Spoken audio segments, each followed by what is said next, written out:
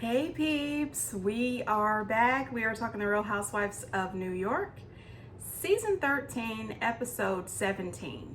Before we get into the video, please do me the honors of subscribing to my channel, hitting the notification bell so you can always be notified when I post new content, hitting the thumbs up because that does wonders for my channel, and share. Thanks. Listen, I cannot tell you how thankful I am that this is the season finale. We are done, okay? New York has been horrific.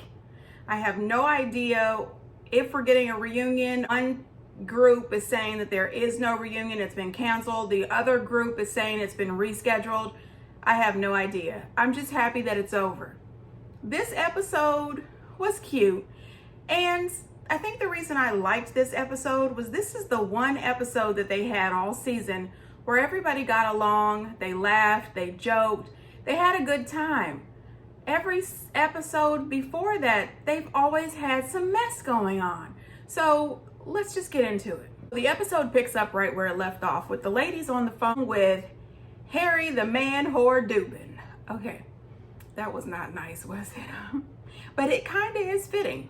Yeah, he's doing a lot.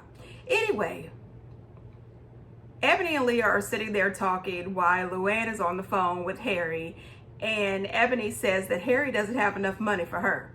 Although she says she does believe that Ramona has more money than Harry, and she believes that it's just familiar community dick. And that's why the ladies keep going back to Harry. And you know, I don't know about the community dick because I don't do that. But I do know how it is to just go back to familiar dick. I mean, I don't know. Oh my gosh. That's a lot, right? Okay, we're going to move past it, people. We're going to move past it. Act like you didn't hear nothing. Sonia, you know, she's always in her feelings. You have had sex with Luanne. You're trying to have sex with Ramona. No, we're not having sex. He's trying. Sweetheart, you need to find a nice guy. Well, you were a nice guy till you cheated on me, and then you started with all my girlfriends. All right, I just said 30 years ago. I'll switch. Now listen, that was 20 years ago. I remember her saying 20 or 30 years ago. I mean, she can't let go of Harry Dubin. She can't let go of Mr. Morgan. Dang. Ma'am, get a grip. Mona swears that there has been absolutely nothing happening with her and Harry Dubin, but we all know that she had been slopping him down at the Regency. So, you know, everybody saw Ramona kissing Harry Dubin at the Regency. At least that's what they say. Do I buy that she's friends with Harry and doesn't hook up at all? No. There's only one thing to do with Harry, and that's to get down and get dirty. And we all know Ramona don't have time just to be friends with a man. See, listen, Luanne and Sonia both said that Ramona is an absolute lie. They think that she is getting some of that familiar from the Dubin. Okay, I'm just saying. So later they decide that they're going to talk about their best and worst sexual experiences. And Ramona says she'll go first. And I said, what? Not Miss Sanga? Not the proper woman? Anyway, Ramona tells a story about her going off to college and cheating on her boyfriend because she wanted, you know, to experience a little sex. And she says it turns out this man's penis fully erect was the size of her thumb. And it was over quick. I said, well, now, I've been there. But I'm not even gonna talk about that man, but it was awful. But we didn't have the sex because once I saw that tiny penis, I changed my mind. All of a sudden, I just wasn't interested. I don't know. I did keep it classy though. I said, I've got to go. You know, I've got some appointments I had forgot about. Anyway, it was quite shocking that Ramona would have this conversation, and I thought it was refreshing because any other time she would shoot everyone down. Oh, Ebony, Okay, I danced with a man, and I go like that.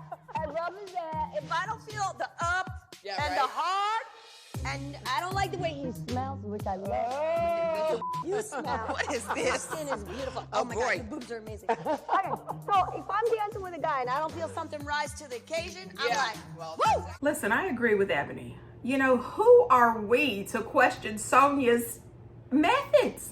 Sonia has a reputation of being a hit with the men. You know, if this was Sex in the City, I think that Sonia would be Samantha. So I'm not gonna mess with her. You know, if she says that's what you do, that's what you do. Now, honey, listen. No, ma'am. Never would I have ever thought that Ramona would be walking around with pasties on and bring pasties for everybody. They are prancing and dancing and showing each other stuff. They are hugging. They are having a great time. And Ebony makes this comment that she can't pass up any rhinestones. And I said, well, that's a lie. Because when Ramona brought you out those, as you said, cheap pajamas and rhinestones, you talk bad about it. So I think you're lying. I think you really did just want to get down with your girlfriend and shake a little. I'm just saying, you know how classy she is. Anyway, I thought it was nice that she let her hair down and hung out with the girls. Personally, I've never done anything like that at any sleepover I've been to. And I can guarantee that I won't, ever.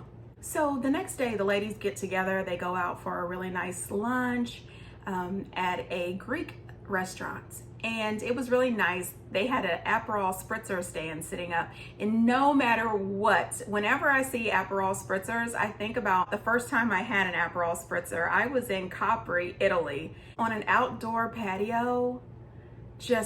Oh, it was such a breathtaking view, and that drink was so good. Anyway, so the ladies start talking about their favorite Valentine's Day, and Leah gets emotional and she starts crying. And it seems to be sort of the theme of the season. Have you guys noticed that Leah hijacks most dinners this season with crying? Now, I understand that she was crying because of her grandmother, but now it's crying over Rob. I don't know what is going on with her, but she was really upset. I chose to not do that because I like what I have here with Kiki and Rob, but like, I can get sad if I think about it. Now, here's the thing. I think that Leah could have moved on and married. I'm absolutely positive if she would have been open and honest with all parties involved, her new husband would have been okay with Rob being around. Rob is Kiki's dad. He's not going anywhere. I think that she has every right to find the love of her life and be happy and not feel bad about it. You're not going to lose Rob and you're not going to lose Kiki for sure. Then Ramona gets real crazy and asks the man about breaking some plates, and they have decided they are going to break some plates to banish some evil spirits. You know, they're going to have a good time. Because I'm going to get old. I'm bearing breasts and I'm breaking dishes. Oh my God. That was too much. Out with the fear and in with the love. Out with perfection, in with fun. I want to be free of that f***ing house and asset management and more present in the moment with my bitches and my daughter. You haters, I know exactly who I am. You know, that was fun. I mean, it looks like they had a really good time. Ramona is completely out of her shell. She's a little embarrassing, but she's still having a great time, and I loved it. I thought this is what we watched the show for, to see them act ridiculous in a funny way. Later, when they get back to the house, Bershawn is there just in time for the roast. I was really happy to see Bershawn. You know, I don't think she'll be back next season if they come back next season, but it was really nice to see her there, and they were all getting along. Nobody was arguing, fussing, and fighting, and that was the best part of this episode. So they have decided to have a roast, and they're going to impersonate each other. So Luanne has set everything up. Bershawn is going to pretend to be Sonia. Sonia is going to pretend to be Bershawn. Leah is going to pretend to be Ramona. Ramona is going to be Leah. Luanne is going to be Ebony, and Ebony is going to be Luanne. So I thought this is a perfect setup, and this is definitely going to be good. And it was. Now, when I first saw Leah dressed up as Ramona, I said, okay, I get the face mask. I sort of get that wig, but Ramona's hair doesn't look like that. And I definitely get the Pinot plasma bag. Totally get it. But that dress is not a Ramona Singer dress at all. And It was so weird because later in the episode, Ramona mentions that. She says, that is not my dress. I don't dress like that. Ebony walking around with that microphone. I said, oh God. Listen, Luanne made a beautiful Ebony K. Williams. She did a great job. I'm Ebony K. Williams, and I'm holding court. Ebony looked amazing.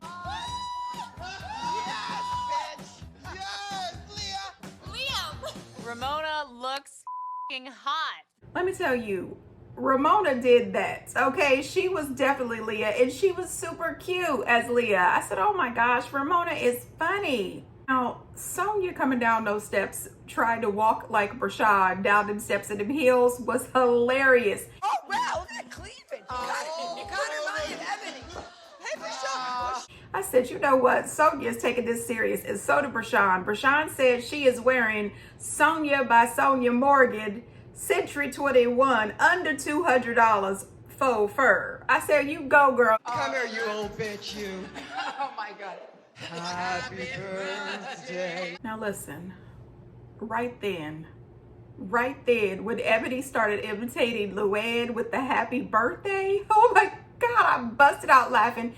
The first thing that came to my mind is Dorinda. It's your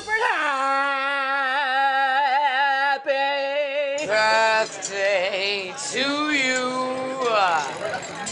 I think she pops out of various birthday parties all over New York. People at a clam bake, people getting ice for your birthday, people getting a new happy you, car wash app, your birthday. It's like something out of a Saturday Night Live skit. Happy birthday. I mean, was it crazy or what?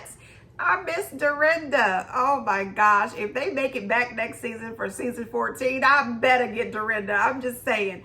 She's better now. She's the I made it nice Dorinda. Okay, so the ladies sit down for dinner and they decide to ask each other questions as they still imitate each other. It was really cute. Ramona and Leah have a breakthrough. Leah talks about Ramona, and Ramona thinks that this is great. Leah really listens to her. She understands her. She cares about her. And then, of course, they hug it out. And I said, this is great. But I'm sure 2 days later, they were fighting again. You know, Brashan makes a comment about Sonya living in the past. And Sonya says, I don't live in the past. I'm in the present. That's a lie, okay? It's a lie, ma'am. That's a lie. Unless the present is anywhere from 1998 to 2006, you're not in the present, ma'am. Sorry. Seek help. Because I'm the hardest working woman here. And I'm the smartest. I'm the most educated. I would take no shit from you girls or anybody else. Honey, listen, this is what made me laugh. I smiled, I screamed. I thought that was so great.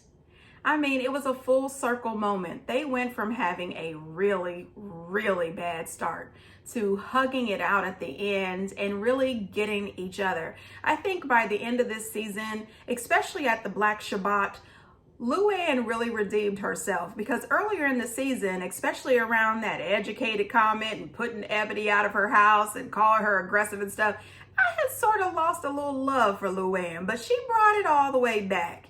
I think Luanne is doing great. Now, Ramona, I still feel the same. That woman is a full-on mess. So at the end, we find out that Luanne's cabaret will be back in the fall. In the meantime, she is still focusing on her sobriety and drinking her non-alcoholic rosé, as she refers to it, her fosé. And I still do not know which non-alcoholic rosé is she drinking. I'd love to know. I'm really glad to see that she's still sober. I hope she keeps on keeping on. We find out that Ramona aced her real estate test, and of course, did anybody think she wouldn't? Ramona Singer, when she knows that there's money on the line, she will get it done. She is an official real estate salesperson, and using her real estate know-how, she has bought a waterfront condo in Palm Beach, where I'm sure Harry Dubin has a place. Ebony is still in contact with her family, especially her sisters. However, she has not had the opportunity to meet her dad, but she is dating with the help of a matchmaker, probably Devin. and she's hoping to add to her family. So I'm sure she's hoping to add a husband and a baby. So that would be great. Sonia has finally rented out that townhouse. She's rented out the townhouse for 2 years, and she is currently creating her own comedy cab burlesque show that will be debuting in the fall. Now, honey, listen. Does Luanne know that she has created her own cabaret?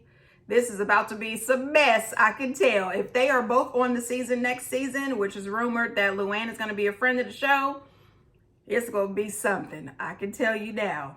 Leah is about to finalize her conversion to Judaism, so it looks like she's sticking to it. We also find out that Kiki is going to go to the top all-girls high school, which is where Bonnie wanted her to go in the first place, and she could have saved herself a lot of time and a lot of stress if she would have just put her where Bonnie wanted her to go. Bonnie knew she was going to win this. I'm just saying. Poor Kiki. I wouldn't want to be at the all-girls school. I really like boys. You know, if boys were an important part of high school, I hope my mama's not watch this. I bet she is. Hey, mama. Anyway, you guys get down in the comments and let me know what you're thinking. And until next time, bye.